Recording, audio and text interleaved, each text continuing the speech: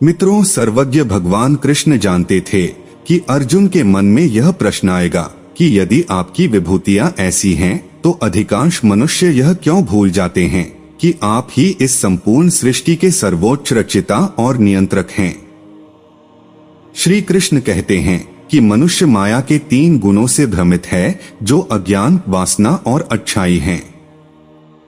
ये मानव चेतना को ढक लेते हैं और शारीरिक सुखों के प्रति मोह पैदा करते हैं, जो अल्पकालिक होते हैं। माया शब्द मां यानी नहीं और या यानी नहीं है से बना है। इस प्रकार माया का अर्थ है वह जो वह नहीं है, जो वह प्रतीत होता है। माया ईश्वर की एक शक्ति होने के नाते उन आत्माओं से उनके वास्तविक स्वरूप को छिपाने की सेवा में लगी हुई है, जो अभी तक योग्य ईश्वर साक्षात्कार नहीं कर पाए हैं। यह उन आत्माओं को लुभाती है और भ्रमित करती है, जो पहले से ही ईश्वर से विमुख हैं। यह उन्हें 3 गुना भौतिक दुखों से जुड़ी समस्याओं और कठिनाइयों से भी परेशान करती है। इसके द्वारा माया आत्माओं को यह एहसास कराती है कि जब तक वे ईश्वर की ओर सम्मुख नहीं होता, वे कभी भी खुश नहीं हो सकते। कुछ लोग दावा करते हैं कि माया मिथ्या यानी अस्तित्वहीन है। वे कहते हैं कि भौतिक ऊर्जा माया हमारी अज्ञानता के कारण निर्मित एक धारणा है, लेकिन अगर कोई आध्यात्मिक ज्ञान प्राप्त कर लेता है तो माया का अस्तित्व समाप्त हो जाएगा। आत्मा ही परम सत्य है और एक बार जब हम इसे समझ लेते हैं तो सभी भ्रम दूर हो जाते हैं। हालांकि इस सिद्धांत को भगवद गीता के इस श्लोक में नकार दिया गया है। श्री कृष्ण ने पहले ही कहा है कि माया उनकी ऊर्जा का विस्तार है और भ्रम नहीं है। श्वेताश्वतर उपनिषद में भी कहा गया है, माया तो प्रकृतिं विद्यान्मयेन तु महेश्वरम, अर्थात माया ऊर्जा यानी प्रकृति है, जबकि ईश्वर ऊर्जावान है। रामायण में कहा गया है, सो दासी रघुबीर की समुझे मिथ्या सोपी। कुछ लोग सोचते हैं कि माया मिथ्या है, अस्तित्वहीन है, लेकिन वास्तव में यह ईश्वर की सेवा में लगी एक ऊर्जा है। श्री कृष्ण ने यहाँ उल्लेख किया है कि चूंकि माया उनकी शक्ति है, इसलिए इसे जीतना कठिन है। यदि कोई दावा करता है कि उसने माया को हरा दिया है, तो इसका अर्थ है कि उसने भगवान को हरा दिया है। कोई भी भगवान को नहीं जीत सकता, इसलिए माया भी उतनी ही अजेय है। मानव मन माया से बना है। केवल आत्म प्रयास से कोई भी योगी, ज्ञानी, तपस्वी या कर्मी मन को सफलतापूर्वक नियंत्रित नहीं कर सकता। यहाँ पर एक और सवाल आता है, क्या माया पर विजय पाना असंभव है? इस श्लोक की दूसरी पंक्ति में इस प्रश्न का उत्तर है। इसमें श्री कृष्ण कहते हैं, जो लोग मुझ परमेश्वर को समर्पित हो जाते हैं, वे मेरी कृपा से भवसागर को आसानी से पार कर लेंगे। मैं माया को आदेश दूंगा कि वह इस आत्मा को छोड़ दे, क्योंकि अब यह मेरी हो गई है। भगवान के निर्देश पर माया, भगवान की भौतिक ऊर्जा, समर्पित आत्मा को अपने चंगुल से मुक्त कर देती है। माया कहती है, मेरा काम आत्मा को तब तक परेशान करना है जब तक वह भगवान के चरणों में आत्मसमर्पण नहीं कर देती। एक बार आत्मा वहां पहुंच जाती है तो मेरा काम पूरा हो जाता है। यहाँ रोजमर्रा की जिंदगी से एक उदाहरण है। मान लीजिए कि आप अपने किसी दोस्त से मिलने जाते हैं, जिसका घर बहुत बड़ा है। गेट के बाहर एक बोर्ड लगा है जिस पर लिखा है, कुत्तों से सावधान रहें। जब आप अंदर देखते हैं तो लॉन पर एक प्रशिक्षित गार्ड कुत्ता खड़ा होता है। जैसे ही वह आपको देखता है, वह डरकर खतरनाक ढंग से गुर्राना शुरू कर देता है।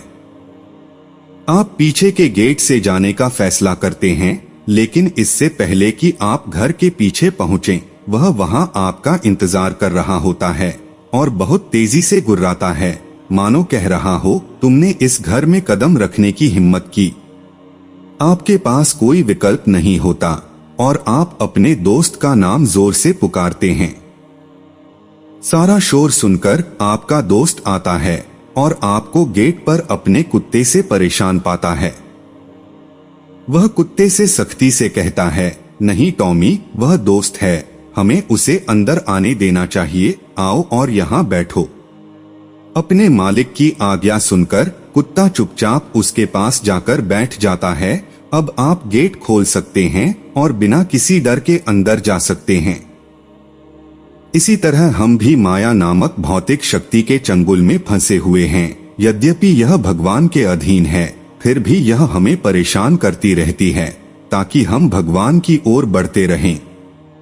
हम अपने प्रयासों से माया को नहीं हरा सकते, केवल तभी जब हम भगवान के प्रति पूर्ण रूप से समर्पित हो जाएं। उनकी कृपा से हम भवसागर को पार कर सकते हैं। चलिए श्री कृष्ण की माया का आपको एक कथा सुनाता हूँ।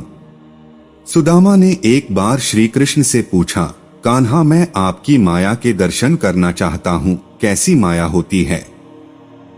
भगवान श्री कृष्ण ने सुदामा की बात टालना चाहा, लेकिन सुदामा की जिद पर अड़े रहे। इस पर श्री कृष्ण ने कहा, अच्छा कभी वक्त आएगा तो बताऊंगा। समय बिता एक दिन कृष्ण ने सुदामा से कहा, आओ गोमती में स्नान करने चलें। दोनों गोमती के तट पर गए, वस्त्र उतारे, दोनों नदी में उतरे। श्री कृष्ण स्नान करके तट पर लौट आए और पीतांबर पहनने लगे। सुदामा ने देखा कृष्ण तो तट पर चले गए हैं, मैं एक डुबकी और लगा लेता हूँ। और जैसे ही सुदामा ने डुबकी लगाई, सुदामा को लगा गोमती में बाढ़ आ गई है, वह बहे जा रहे हैं। सुदामा जैसे तैसे तक घाट के किनारे रुके, घाट पर चढ़े, घूमने लगे। घूमते घूमते गांव के पास आए। वहां एक हथिनी ने उनके गले में फूल माला पहना दी। यह देख सुदामा हैरान।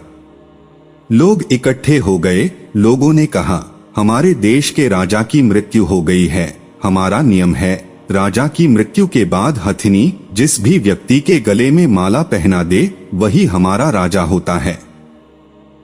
हथिनी ने आपके गले में माला पहनाई है, इसलिए अब आप हमारे राजा हैं। सुदामा हैरान हुए, मैं राजा बन गया। एक राजकन्या के साथ उनका विवाह भी हो गया, 2 पुत्र भी पैदा हो गए।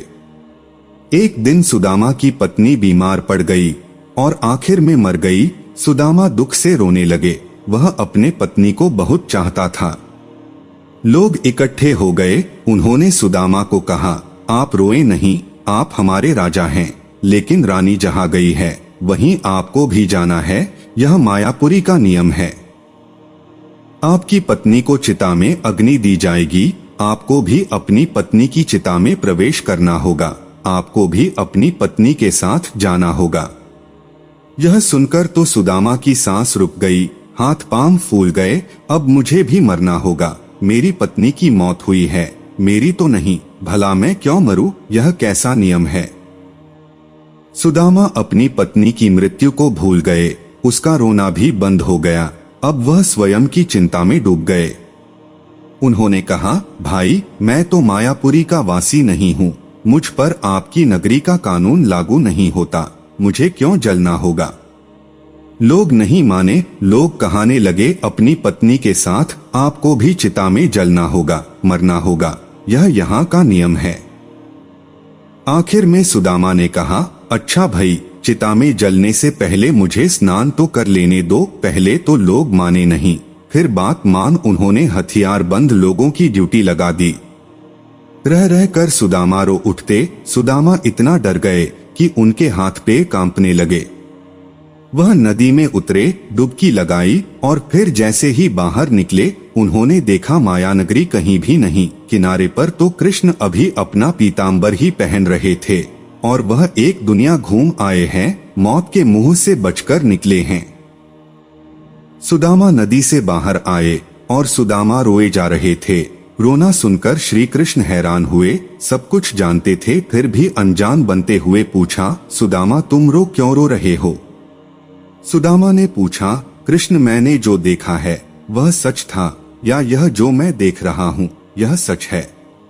श्री कृष्ण मुस्कुराए और कहा, जो देखा भोगा वह सच नहीं था, भ्रम था, स्वप्न था, माया थी मेरी, और जो तुम अब मुझे देख रहे हो यही सच है। मैं ही सच हूँ। मेरे से भिन्न जो भी है वह मेरी माया ही है, और जो मुझे ही सर्वत्र देखता है, महसूस करता है, उसे मेरी माया स्पर्श नहीं करती। माया स्वयं का विस्मरण है, माया अज्ञान है, माया परमात्मा से भिन्न, माया नर्तकी है, नाचती है, नचाती है। जो प्रभु श्री कृष्ण से जुड़ा है वह नाचता नहीं, भ्रमित नहीं होता, माया से निर्लेप रहता है। वह जान जाता है, सुदामा भी जान गए थे, जो जान गया वह श्री कृष्ण से अलग कैसे रह सकता है। हमारे मन में अगला प्रश्न यह होगा कि यदि माया को हराना इतना आसान है तो हम में से अधिकांश लोग असफल क्यों हो जाते हैं। श्री कृष्ण ने अगले श्लोक में इस पर विस्तार से बताया है। इस श्लोक में श्री कृष्ण कहते हैं कि 4 प्रकार के लोग हैं जो उनकी शरण में नहीं आते। पहला, अज्ञानी लोग। ऐसे लोग जिनके पास आध्यात्मिक ज्ञान की कमी है और जो आत्मा के शाश्वत होने और उसका अंतिम लक्ष्य ईश्वर प्राप्ति है उसके के बारे में कुछ भी नहीं जानते। उन्होंने इन अवधारणाओं के बारे में कभी नहीं सुना है या ईश्वर के प्रति समर्पण की प्रक्रिया के बारे में नहीं जानते हैं। दूसरा, आलसी लोग। ऐसे लोग हैं जिन्हें यह तो पता है कि उन्हें क्या करना है, लेकिन अपने आलसी स्वभाव के कारण वे ईश्वर समर्पण करने की कोई पहल नहीं करना चाहते। आलस्य आध्यात्मिकता के मार्ग पर चलने वाले किसी भी व्यक्ति के लिए एक बड़ा नुकसान हो सकता है। संस्कृत में एक कहावत है, अलस्य ही मनुष्याणा शरीरस्थो महान रिपु, नास्त्युद्यम समो बंधु कृत्वा यम नवासिद्धि। अर्थात आलस्य मनुष्य का एक बड़ा दुश्मन है और यह हमारे शरीर में ही रहता है। काम मनुष्य का अच्छा मित्र है जो कभी पतन की ओर नहीं ले जाता। तीसरा, भ्रमित बुद्धि लोग। ऐसे लोग जो अपनी बुद्धि पर इतने गर्वित होते हैं कि उन्हें अपने शास्त्रों और संतों की शिक्षाओं पर कोई विश्वास नहीं होता। क्योंकि उनमें विश्वास नहीं होता, वे लोग समर्पण का अभ्यास करने या ईश्वर प्राप्ति की अवधारणाओं को समझने में असमर्थ होते हैं। चौथा, राक्षसी स्वभाव लोग। ये वे लोग हैं जो ईश्वर और दुनिया के लिए उनके उद्देश्य के बारे में जानते हैं लेकिन फिर भी उनके खिलाफ काम करते हैं। यह उनके राक्षसी स्वभाव के कारण है। उन्हें ईश्वर और उनकी महिमा पसंद नहीं है। वे खुद भक्ति से दूर हैं और आध्यात्मिकता के मार्ग पर चलने वाले अन्य लोगों को परेशान करने की कोशिश करते हैं। उनसे ईश्वर के प्रति समर्पण की बिल्कुल भी अपेक्षा नहीं की जाती है। पिछले श्लोक में श्री कृष्ण ने उन 4 प्रकार के लोगों का वर्णन किया था जो उनकी शरण में नहीं आते। अब वे उन 4 अन्य प्रकार के लोगों का वर्णन करते हैं जो उनकी शरण में आते हैं। पहला, दुखी व्यक्ति।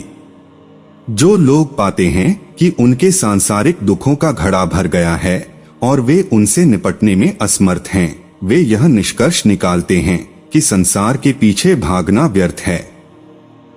इसलिए वे भगवान की शरण में जाने का निर्णय लेते हैं। इसी प्रकार जो लोग पाते हैं कि सांसारिक सहायताएं उनकी रक्षा करने में विफल हैं, वे रक्षा के लिए भगवान की ओर मुड़ते हैं। महाभारत में एक उपयुक्त उदाहरण द्रौपदी का श्री कृष्ण के सामने आत्मसमर्पण था, जब दुर्योधन और दुशासन ने हस्तिनापुर की राजसभा में उनका अपमान करने की कोशिश की थी। पहले तो उन्हें उम्मीद थी कि उनके पति उनकी रक्षा करेंगे, लेकिन उन्होंने ऐसा नहीं किया। उन्होंने राजसभा में मौजूद भीष्म, विदुर, धृतराष्ट्र, द्रोणाचार्य, कृपाचार्य आदि बड़े लोगों से विनती की, हालांकि सभी अवाक रह गए। जब क्रूर दुशासन ने उन्हें निर्वस्त्र करने की कोशिश की तो उन्होंने अपनी साड़ी को अपने दांतों से जकड़ लिया और अपनी ताकत से अपने सम्मान की रक्षा करने की कोशिश की, लेकिन उनके दांत ज्यादा देर तक साड़ी को पकड़ नहीं पाए। वे दुशासन की ताकत के आगे झुक गए। वह असहाय थी और अंततः उसने मदद के लिए श्री कृष्ण को पुकारा। यह वह बिंदु था जहां उसने पूरी तरह से भगवान के सामने आत्मसमर्पण कर दिया और सुरक्षा के लिए किसी और या अपनी ताकत पर निर्भर नहीं थी। श्री कृष्ण ने तुरंत जवाब दिया और हस्तक्षेप किया।